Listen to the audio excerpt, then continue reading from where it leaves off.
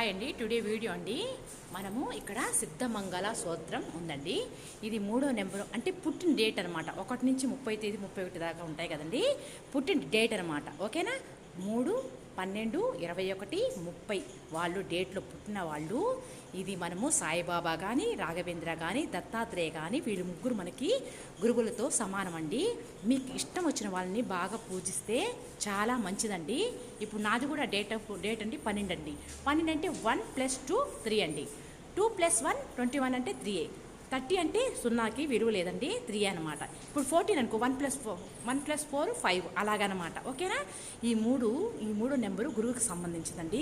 ప్రతిరోజు 11 సార్లు సిద్ధమంగళ స్తోత్రాన్ని చదివితే ఏ పనులైనా నెరవేరుతాయండి. కానీ ఒకే టైంలో చదవాలి. ఈవినింగ్ అంటారా ఈవినింగ్, మార్నింగ్ అంటే మార్నింగ్, అంటే 6 నుంచి 6:30 ఒక టైం పెట్టుకోండి. ఒకేసారి చదవండి, చాలా అద్భుతమైన ఫలితాలు ఇస్తారండి. ఇలా